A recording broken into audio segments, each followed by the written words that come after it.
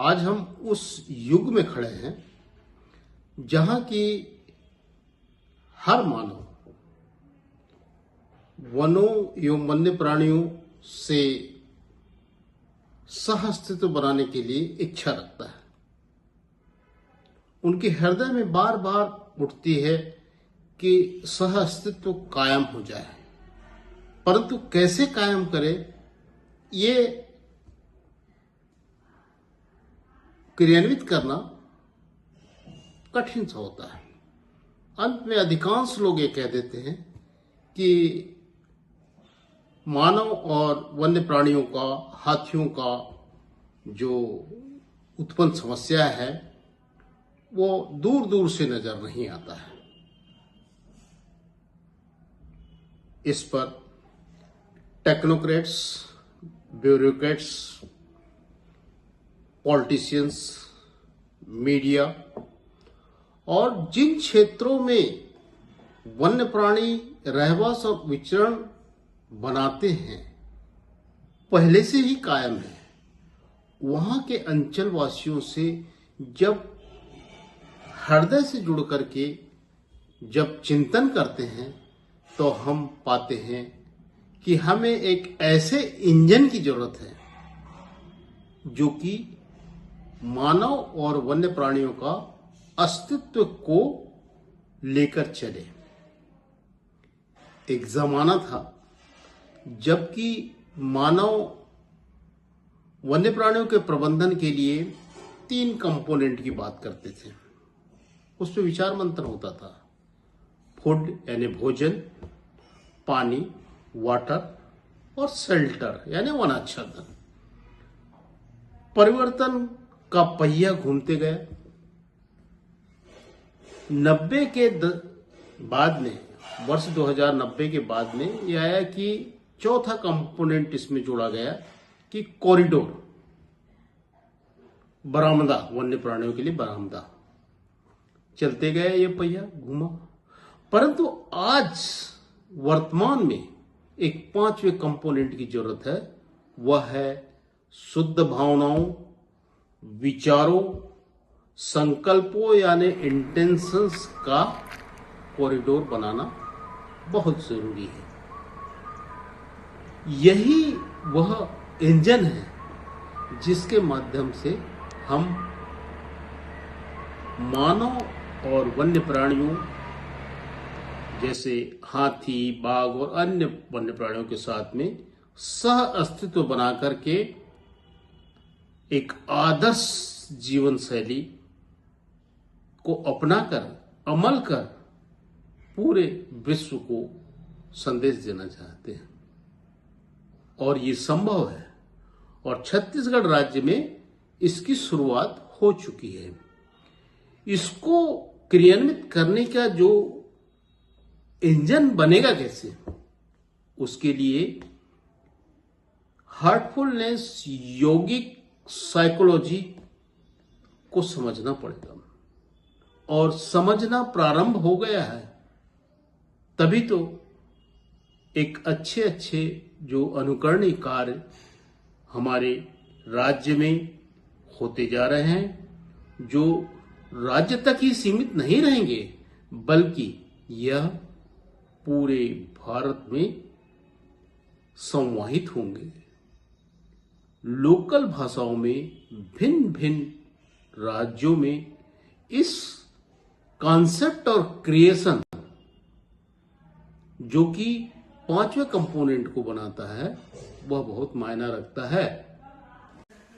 Technology यानी तकनीक, संवेदना यानी इमोशंस और सह अस्तित्व यानी को एग्जिस्टेंस मानव वन्य प्राणी संबंधों को नई दिशा देता है।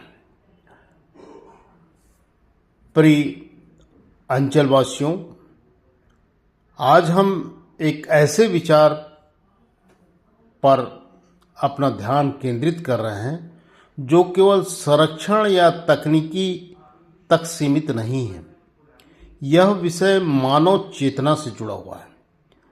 जब हम जानते हैं कि तकनीक यानी टेक्नोलॉजी किसी भी युग की दिशा तय करती है, परंतु जब तकनीक का संचालन शुद्ध भावनाओं, विचारों और संकल्पों यानी इंटेंशन से होता है, तब वह केवल विकास का साधन नहीं बल्कि सह अस्तित्व का सेतु, ब्रिज बन जाता है। सह अस्तित्व का वैज्ञानिक दृष्टिकोण को हम समझे तो पाएंगे कि पृथ्वी का प्रत्येक जीव एक पारिस्थितिकी तंत्र यानी इकोसिस्टम का महत्वपूर्ण घटक है। तकनीक हमें निगरानी, मॉनिटरिंग, डेटा एनालिसिस, GIS और AI, अलाइंड इंटेलिजेंस आधारित निर्णय लेने में हम मानवों को सक्षम बनाती है। लेकिन केवल तकनीक पर्याप्त नहीं है, हमें उसके पीछे भावनात्मक बुद्धिमत्ता या इन्हें इमोशनल इंटेलिजेंस और आध्यात्मिक दृष्टि की आवश्यकता उसको समझने और क्रियान्वित करने के लिए पड़ती है। क्यों? शुद्ध भावनाएं और तकनीक की संवेदना। जब हम drone, sensor, camera tap, elephant repellent lights का प्रयोग करते हैं तो वह केवल निगरानी नहीं बल्कि करुणा की दृष्टि से कार्य करता है और हम उसे देखते हैं। एक संवेदनशील टेक्नोक्रेट्स यानी तकनीशियन, फॉरेस्ट टेक्नोक्रेट्स अपने उपकरणों के माध्यम से प्रकृति की धड़कन को महसूस करता है। कैसे? शुद्ध विचार, योजना और नीति का आधार बनना जरूरी है।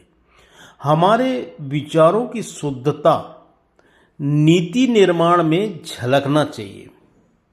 उदाहरण, wildlife corridor design, underpass, overpass, eco friendly infrastructure and bio bridge, ये हैं आधुनिकतम विचारों और भावनाओं के प्रत्यक्ष प्रमाण। ये कैसे बनते हैं? शुद्ध संकल्प और तकनीकी का उद्देश्य स्पष्ट होना चाहिए। तकनीकी का उपयोग केवल प्रगति के लिए नहीं है बल्कि प्रकृति के साथ साझेदारी के लिए है। यही हमारा संकल्प यानी इस इंटेंशन जीवन के हर रूप की रक्षा है जो तकनीक स्वतः उस दिशा में समर्पित हो जाती है। चाहे छत्तीसगढ़ रायपुर के नंदनवन जू सफारी का उदाहरण लो, चाहे छत्तीसगढ़ के मानव हाथी द्वंद्व को समाप्त करने का लक्ष्य हो। पड़ता है आंखों में, आप खुद देखते रहो थोड़ी देर। छत्तीसगढ़ राज्य ही नहीं और भी जिन जिन राष्ट्रों ने ये किया है, भारतवर्ष में उनका ध्वज प्रकृति के ध्वज के रूप में प्रदर्शित हुआ है। धन्यवाद।